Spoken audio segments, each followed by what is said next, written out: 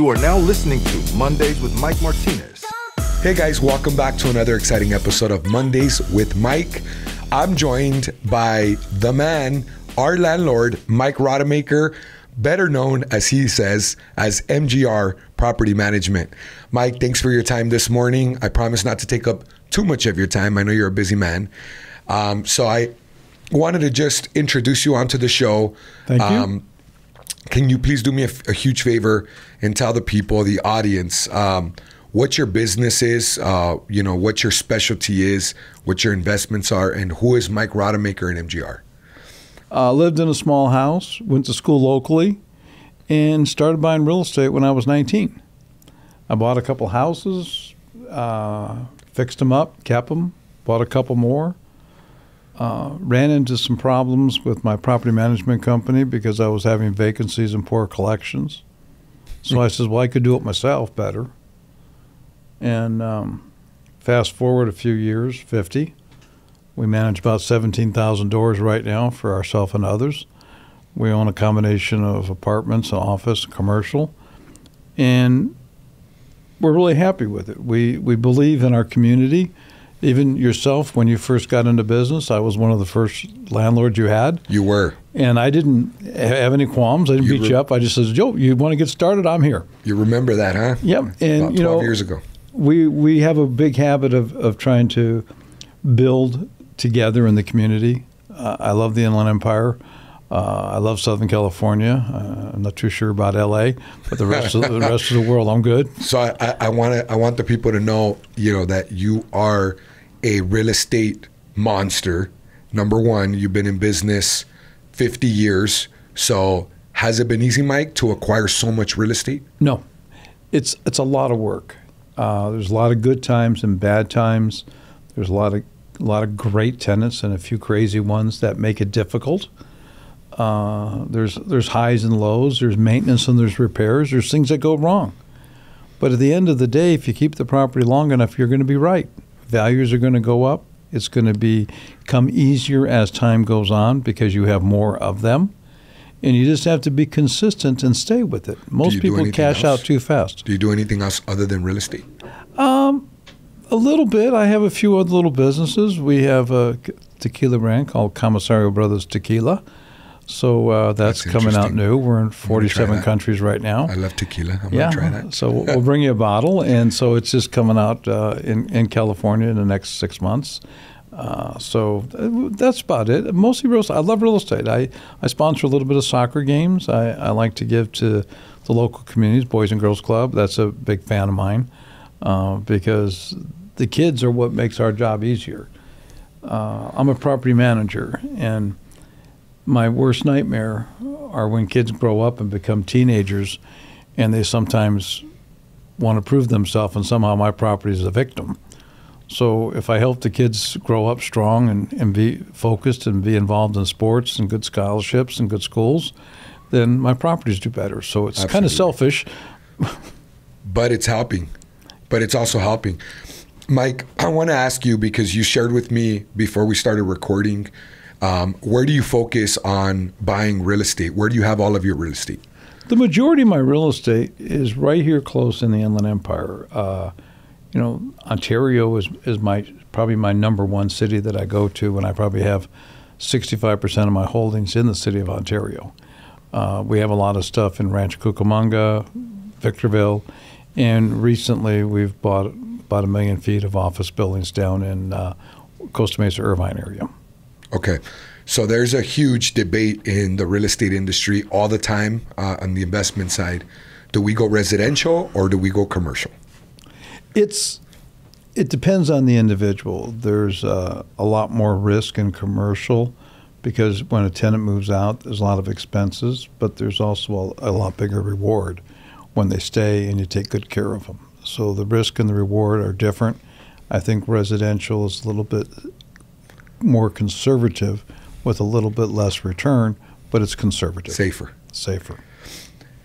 And do you only buy in Southern California? I do only buy in Southern California, and it's not that I'm smarter than anybody else or not that buying outside of Southern California is not a great idea. It's just that I always want to know that if I own the property, I can get there in an hour. I want to go look at it. I like that. I want eyes on it. I like that. So, Mike, I'm actually learning a lot from you right now, whether you realize it or not.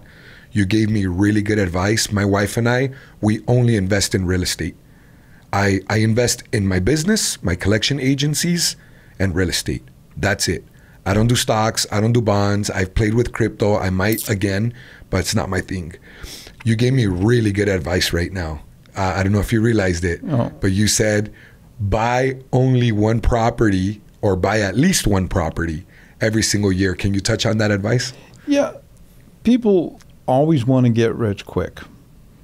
And everybody wants that, myself included. But I got a formula that was given me when I was 19 by my aunt. She told me that of all the nieces, nephews, and cousins, that I was probably the dumbest. That really hurt, because she was my favorite aunt. She was right, though, because everybody in my family ended up as doctors, so forth, etc. But she says, you know, Mike, if you're likable and you go into real estate and you tell the truth and you buy one property per year and you take care of it and you keep it, in 20 or 30 years, you're going to have properties paid off, you're going to have cash flow, and everybody's going to think you're really super smart. And wealth takes time to accumulate. And if you buy a property and you rent it out, if it never goes up in value and the rent never goes up, in 30 years, the property is paid for. And how many properties do you want paid for in today's value with today's rent? You don't need that many of them. 15, 20, you're a pretty happy person. My wife and I own about 12 properties right now. I might need to slow down because we bought 3 already so far this year. That's okay. There's nothing wrong Should with I slow down, Mike? No. Cash flow determines that. I mean, I've had some years where I've bought 6 and 7, but I never went a year without buying at least one, even if I had to buy it the last week of the year so that I made my goal of buying something. As long as you cash flow from it. I'd never buy anything that doesn't make a profit. If it doesn't have a cash flow, I don't buy it. When you're getting started in real estate, if you're going to buy a rental house, that means that if the tenant moves out, that's when family and friends are very important. You go paint it yourself. Yeah. If the fence falls down, you go out there with your brother-in-law and you do it yourself this weekend. You don't have the money to pay for somebody to do it because you're going to start losing money and you're going to want to sell the house because it went up in value $20,000. Yeah. If you can do the work yourself, do it. Yeah. So 2 of the properties that we bought, one of them is in Guadalajara, Mexico. I bought it cash, about $160,000. We're going to remodel it. I'm going to use it as a venue over there for events. One of them is in Guatemala, $300,000 an acre in Guatemala. That's where my mother-in-law's from. We spent $150,000 down, and I'm paying like $10,000 a month for the next 15 months. They carried seller financed the other half of it, and then I'm going to build 7 houses on there, and I'm going to rent those out for $1,000 each. So we'll cash flow about $7,000, but it's going to be it's a cash deal, right? So I'm paying cash. That project probably take me about 2 years to complete, maybe a year and a half to complete all the build and everything. But to build over there is super cheap. It's like I think $20,000 or $30,000 per house. Yeah, so that's a great deal. Yeah. It works for you. Yeah. Because, like you say, you have family and people from there that can keep an eye on it from you. Mm-hmm. For me, it wouldn't work really well. I also have a disabled son. He's autistic. And he's nonverbal, and he's my best friend. Yeah. So he's 6'2", 235 pounds, and I like to go home every night and give him a hug, and he likes to give me a hug, and I don't want to miss that. So that's maybe another reason why I stay within an hour. So I can go home. Everybody has their why. Everybody has their reasons. I think for us, it's fun, for my kids to be able to travel with me to Mexico. We're into horses. I just bought 1.5 acres in Jurupa Valley, Miraloma. It has a small little house in the front, little 3-bedroom remodeled. But I bought the acre and a half. I'm building a ranch. I have 6 horses. So I'm building a ranch, beautiful boutique ranch property that we're building. We're going to develop it. And then I'm going to rent it out as a venue for birthdays, weddings. It's going to be. I just did the same thing. Oh, really? Yeah, I bought the Villana Hills Country Club in Chino Hills. I bought the Congrats. 18-hole decommissioned golf course and the 47,000 square foot wedding venue, and we're You're gonna rehab it? we're already rehabbing the venue, and they're running 6 weddings there a week, so I'm very much familiar with it. Are you gonna activate the golf course again? No, I'm going to take the 18-hole golf course and build a house on it and call it home. Wow, congrats, Mike. Yeah, so it's my house. It's now we change it from the golf course to the ranch. That's freaking beautiful. Yeah. How long is that project gonna take you? The rest of my life. No. I'll never get done. I mean, it's 265 acres. I'll build me a house, and then I'll build a guest house, and I'll probably build a house for staff, and then I'll probably have a house for a friend, and then I'll probably have a house for my sister. I'll just be. I got 18. I got 18 holes. So you're gonna build like your own private city. I'm gonna have. Sounds like. I figured maybe, one house per hole. There'll be no roads. We'll just use a golf cart pass. It's 18 holes, right? It's 18 holes. Yeah. It's on 265 acres. That's insane. It's insane. It's totally. I thought that was a big deal with an acre and a half. This is the dumbest thing I ever did, but I'm loving it because it's home, and it's a passion, and everybody knows it. It's beautiful, and it's still in San Bernardino County, and I want to be here. You're building a little miniature city. Yeah, you might as well put a grocery store there. And it's even in a gated community, so there's a guard gated community getting into it. So it's nice, but And all that was possible not because I'm super smart. I bought one house a year, and I kept it. It got paid off, and now I have a positive cash flow. If you do that enough times, you can start doing some crazy things like we just talked about. Yeah, not a lot. Not all of my properties cash flow. In fact, I'd say half of them don't. Raise the rent then. Well, I don't rent them all out. So I have a property in Scottsdale, in North Scottsdale. It's about $1.4 million house. I bought it to Airbnb it originally, but I go do trainings with Cardone Ventures. That's Grant and Brandon Dawson's company. They're in Scottsdale. I go train over there all the time. So it's a corporate house. Me and some of my team stay there. So I don't rent it out. I'm thinking of doing like a short-term rental for it. And then, I have a corporate house too. Where? Pelican Hills. Oh, wow. But you probably use that to relax. No, it's a corporate house. I go there 1 or 2 days a week, and that's when I'm doing business in Orange County, so that people in Orange County know that, they always say, where are you staying down here? Oh, Pelican Hills. And they go, oh, you must be successful. Well, duh. 50 years of real estate, of course. Yeah, 50 years of just buying one house per year and keeping it. And then, of course, I buy office buildings and high-rises. And you know that advice is so powerful. I'm already going to slow down right now, and I'm going to focus on finishing the projects that I have going. Finish them. Yeah, I'm going to finish them, and I'm going to focus on cash flowing on all of my properties. And, I don't know about Scottsdale. I don't know if that's going to cash flow. I own properties too, I have like 3 in Texas. Or one or 2 in Texas, a couple in Florida. They don't all cash flow. Some of them I break even. Some of them I cash flow a little bit. Some of them I lose $100, $200 a month. It's not a big deal. But I'm lucky because my businesses are strong, where I cash flow through my business, and I'm able to put that money into real estate. It kind of, I see it like a savings account rather than paying taxes and things like that. But even though I'm negative on some of the properties, I know it's an investment. It's like putting money in the bank. For me, that's the way I see it. And if you do it long enough and you get them cash flowing, then what happens is that you can live on the cash flow of your properties, and your business just becomes fun. Yeah. You don't need it to survive. I live on my rental income 100%. I don't need to make any money at work. And I do make money at work, but it's not a requirement. So what's nice is that my real estate can cover my business, and my business can cover my real estate. And you find yourself in good shape. Buying more is not as good as having a nice positive cash flow. And if you have money in it, you want to get a return on your money. Yeah. Period. If you're not getting a return on your money, think about how long it's going to take. Because if you're losing money, 100 here, 100 there, it's not a lot. However, if it goes vacant, now you have 100. Plus, you got to fix it up, you got to paint it, you got to clean it up, and that's when it becomes difficult. You need to be making a little cash when it's full, so you have the money when it's not. What's ideal, like for a residential? What would be a minimum cash flow in order for it to, get your attention to invest in it? 10%. 10%.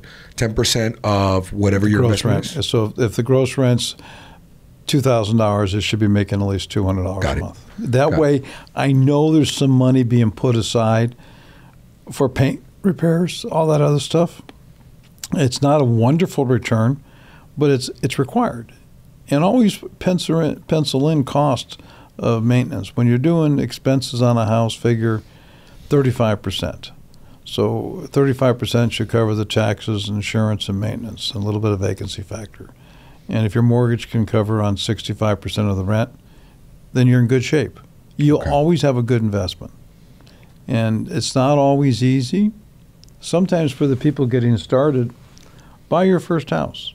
Move into it. Enjoy it.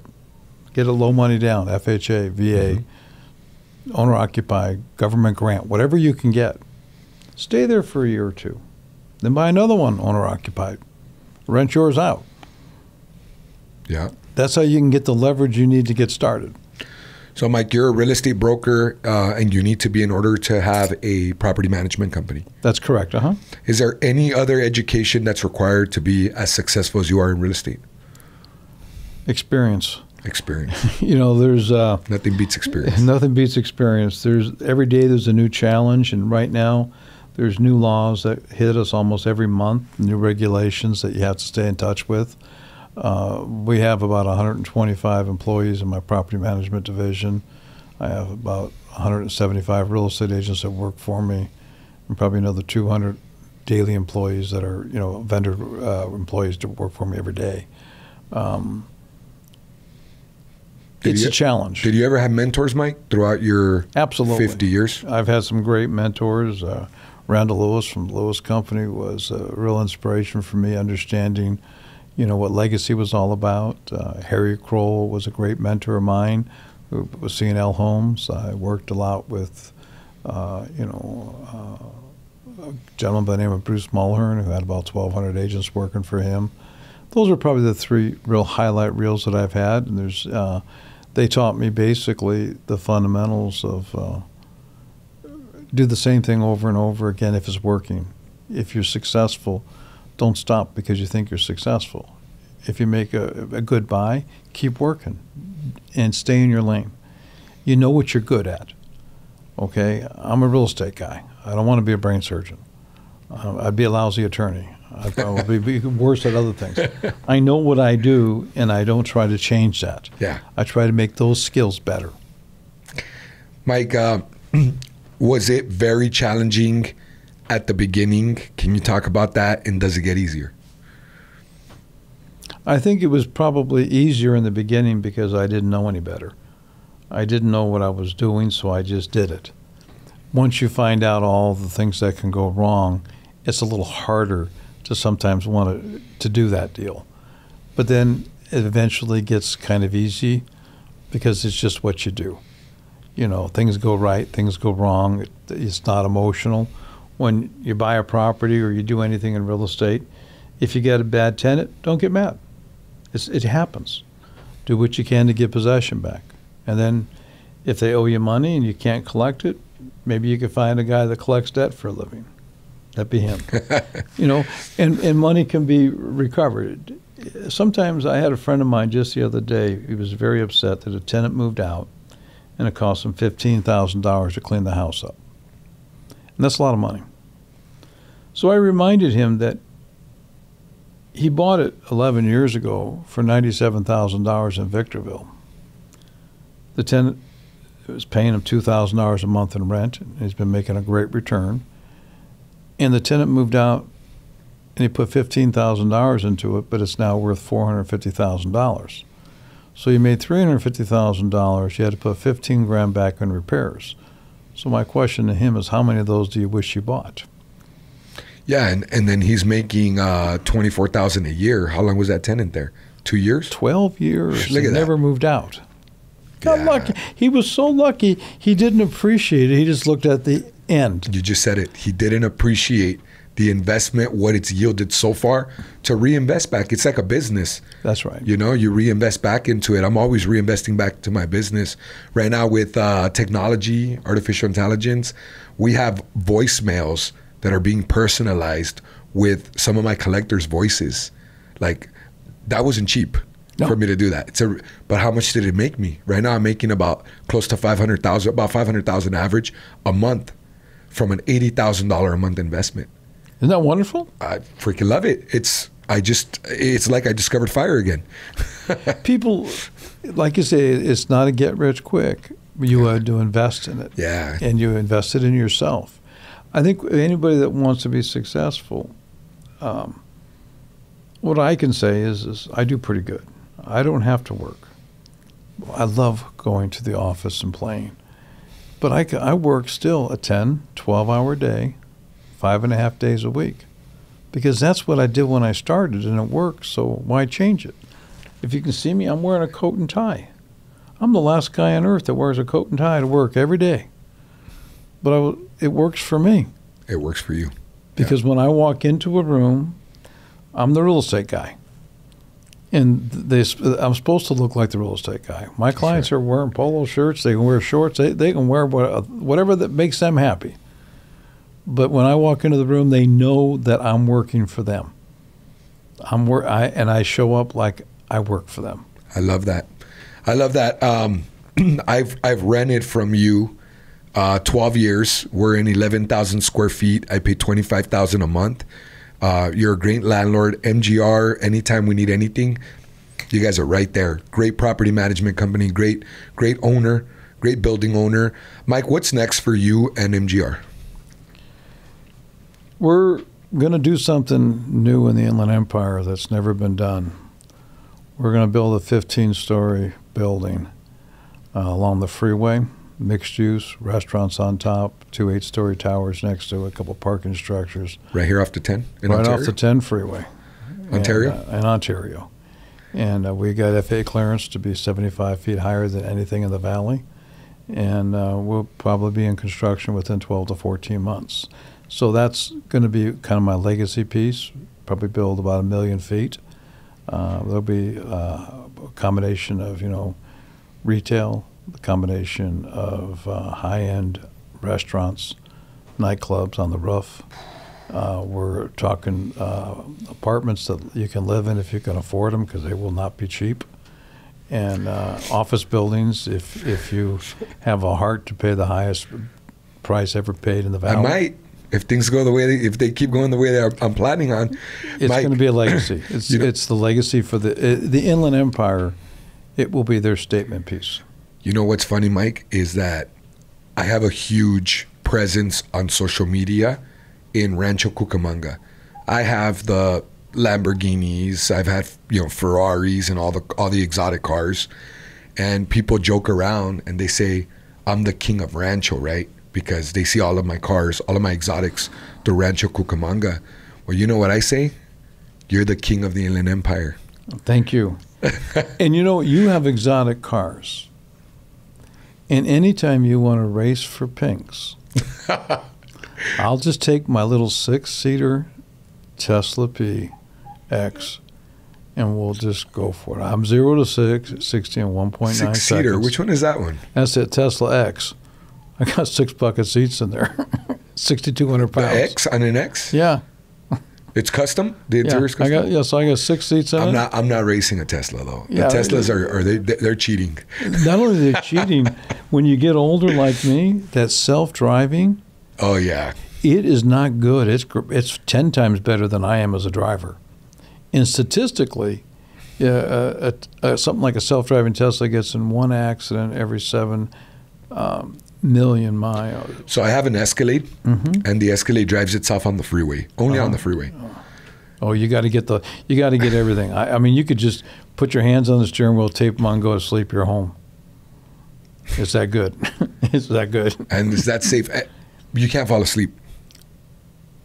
Huh? You can't fall asleep in the Tesla, though, while it's driving you. You have to be alert just in case you have to take over, right? Yeah, well, that's what they tell you, yes. I tell you what, I trust the Tesla more than myself. Man, I'll tell you, I don't trust the Escalade. No, they have good driver assist, but they don't have driver technology. There's a difference. Yeah. And so you leaned into technology, for your business.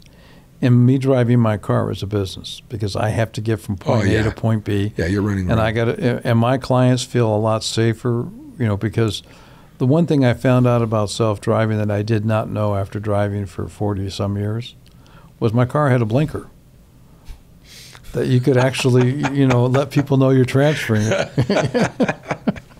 That's horrible, Mike. But we don't. We all accelerate and just go. Yeah. But we're always in a hurry. The car is very courtesy. And like I'm your landlord. And by the way, he's a great tenant. He pays on time. His people are phenomenal, very respectful, and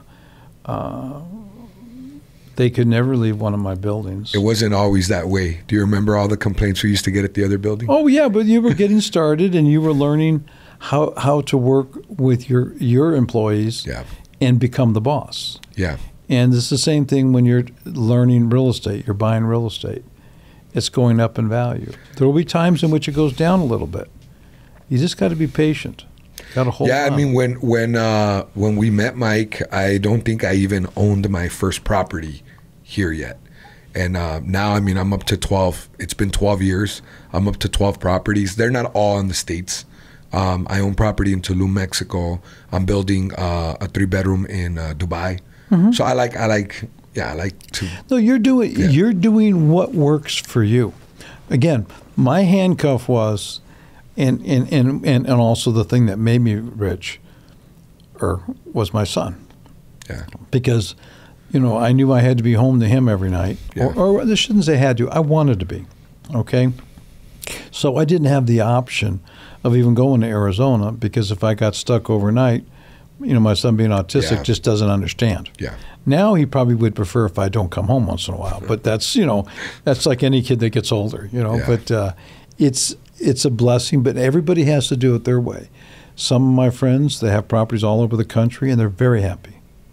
I just happen to pick that I'm kind of a control freak, and if the plumber's telling me that that's happening, if I want to go check, I go check. If I'm having something built, I want to go look at it. That's just because I'm still a control freak. It's your lifestyle. Like for me, we bought this property in Guadalajara, Mexico, a few weeks ago because it's a little town. It's a little tiny little town, part of Guadalajara, the city, where my wife's uncles and family's from. So we bought this. It was just an opportunity that came up. I'm like, I'm buying that property. It's a good price. I got it for probably about $40,000-$50,000 under what I should have paid for it. It was only $160,000. So it's still a lot of money. Don't ever discount the fact $1's a lot of money. Yeah. Because if you pay attention to your dollars, the bigger money comes really quickly. Yeah. People, they go to Starbucks and they pay $8 for a cup of coffee, and they go get this and they go get that, and then they wonder why in 20 years they don't have anything. Well, take your Starbucks and this and that and the other and add it up for 20 years and compound it, and if you'd have bought one house, you might be worth $1 million. Yep. Yeah, but the point is, Mike, that for us it's fun, right? So now I bought this property 2-3 weeks ago. I'm flying back this weekend. Now I have a little weekend trip to meet the contractors. We're going to start rehabbing, build a second floor. But that's what you do. No, you're doing it because that's what you do. And you're going to make money at it because you're buying it also in a hometown. You're buying it where you have family to watch after it. And it's also your choice on how you want to invest. And that's the beauty of it. Everybody's got a little bit different choice. I have never bought a property because I made the lowest offer. I've never bought a property because, I was the only one that liked it. Usually I paid the highest amount of money as anybody else, and maybe I saw a vision or a dream with it. Yeah. And you see something different. When I bought office buildings in Orange County, for $90 and $100 million at a crack. And there were still 5 or 6 buyers at the table, but everybody thought I was nuts because I was going to buy it. You're not going to outbid me. Overpaying. And they all thought I overpaid, but I bought them for 35 cents on a dollar of replacement cost because I bought them at a time when the market was soft and nobody wanted them. And then it booms and now everybody says, oh, well, Mike made a lot of money in Orange County. Well, no, Mike took a chance. You're buying and you're going to build those houses. You're going to make money. My plan, so right now I probably have about $10 million of real estate. and I probably have about $5 million in mortgages. So my plan is to sell my collection agency within the next 5 years. I'm hoping to get an exit between 25 and 50 million. And once I do that exit, first thing I'm gonna do is pay off all my real estate, which is probably only gonna be about 5 million, right? It's not gonna be much. Pay off all my real estate. Then I will be cash flowing strong. But here's the thing. Why can't you cash flow strong? Pay them off through your investments. Keep your collection agency till it's worth $100 million or $200 million. And besides that, if you stop working, all you're going to do is spend your money and be broke in 10 years. No, I'm going to do it again. I'm going to do it again, though, Mike. So my plan, I can't stop working. Oh, yeah, they'll stop. I'll never stop working. No. You don't need to sell. If it's good, keep it, build it, make it better. It's, to me, selling a business is like getting that championship ring. I need to do it once, twice. So you get the money. To get the money, it feels good to be sitting on 20 million, liquid, in my perspective, and have all this real estate, $10 million of real estate paid off. To me, it would feel good. And then I'm going to get into another industry, maybe help other business owners with sales, marketing, structure, and scale leadership, helping them build, give me equity in their companies for the next 5 years until my NDA expires, or my non-compete agreement, expires. Then I'll open up another agency, do it again. Or buy yourself out. Yeah. Form a partnership, take a junior position, get a partnership, buy yourself out, and still own it. I thought about that. And that's fun. Yeah, I thought about that That's too. like refinancing your house and getting the equity and you still own it. Yeah, I thought about selling off, 60% of the company and retaining 40%. I can sell 60% for $10 million. Yeah. And then I'll still be a consultant, And you're still getting a paycheck and you're in charge. Mm-hmm. Yep, I thought about that too. Or sell 49%. Yeah. And still be the guru. Yeah. Yeah, right? But there's all kinds of ways. And it's like what I like about real estate, sometimes you don't have to pay them off. Sometimes, I might buy a house for $100 and it becomes worth $400 and I put a loan on it for $250. I get all my money back. I get $150,000 tax deferred, and I can go buy me a new Tesla. Yeah, absolutely. Cash money. Cash money. $100,000, no problem. Yeah, but and it's just zeros too. Then all of a sudden it's a bigger house. You buy something for $1 million. Always assume your properties over time should go up about 5% a year. So if you've got $10 million worth of real estate, you're going to make about $500,000 a year in equity buildup for doing nothing, just for breathing. That's a nice breath. Just for breathing. So and if you carry that forward for 30 years, you have any idea how much money you've made? And you're building for a long-term retirement. My success is that I've been doing this for 50 years. And I started what I'm saying 50 years ago. So I have a number of properties paid for. I have a number of them. Every single property I own has a positive cash flow.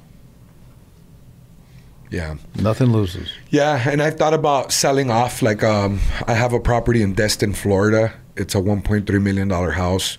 And we probably lose about $20,000 a year on that property because it's an Airbnb. But it's been going up every year in equity. I try to get my wife to sell it because she's the decision maker in real estate. That's her business. I run collections. I'm the CEO of collections. She's the CEO of all our real estate investments. Cool. So I Can try I to meet her? Yeah, of course. I've met her, but I should be talking to her. Yeah, not she you. should be here already. Yeah. But Mike, it's been a huge blessing having you here. Thank you for your time. My pleasure. I can't tell you how much it means to me, seriously. Well, look, if anybody gets anything on the podcast, it takes time, but if you buy real estate and hold it long enough, you'll be right.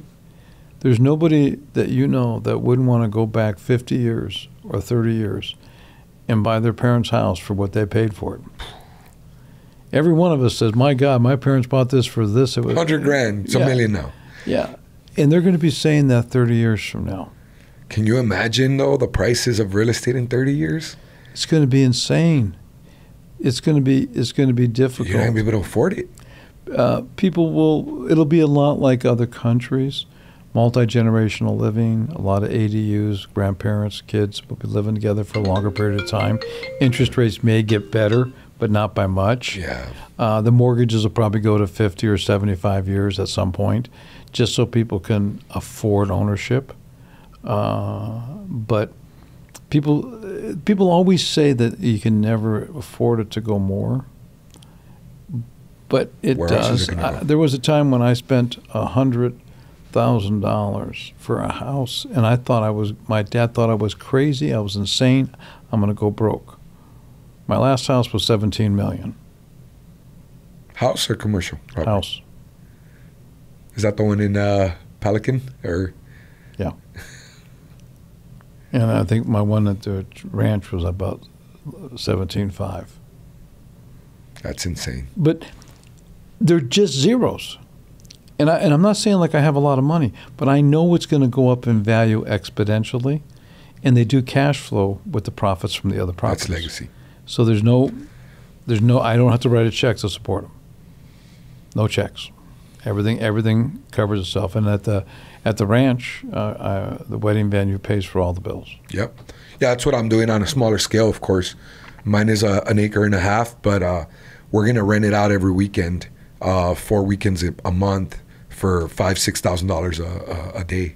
Yeah. So, I mean, my mortgage is $6,000. If you need help on understanding it, I've been doing that. And so I really do. And I'm going to be doing wedding venues at Costa Mesa. I just got approved at one of my buildings to host up to 500 people at a wedding, which is an insane number. I could have, there's some families that run those big of events, mostly a lot of the Indian families and things like that. They have really large 2-3 day events. Yes. Yeah, I'm aware of those. Those are huge. They have, I spend a lot of time in Cancun. I have vacation memberships at some. You live in much better than me. I'm going to the work every day. You're traveling all over the place. I think I want to be you. I work hard and I play harder. I know. That's nice. And you got fancy cars. We ride horses and, we go to Cancun all the time. But some of those Indian families, they have weddings in Cancun. So I see it. I see like they got freaking 50 people there, 100 people there in Cancun at a resort. It's unbelievable. I've seen them. It's not as very common for them to have 300-400 people. That's insane. Go to one of their events and they spend hundreds of thousands of dollars a day. I've watched it. I think they take marriage very seriously. They better not get divorced because they can't afford to get married twice. Thanks again for your time, Mike. I appreciate you so much. Thank you. Guys, listen, I hope that you enjoyed this. Make sure you like, comment, and subscribe if you haven't already so you can gain knowledge from heavy hitters like my man, our landlord, our favorite landlord, Mike Rademaker with MGR. See you guys. Thank you, Mike. I appreciate you so much. And the thing is that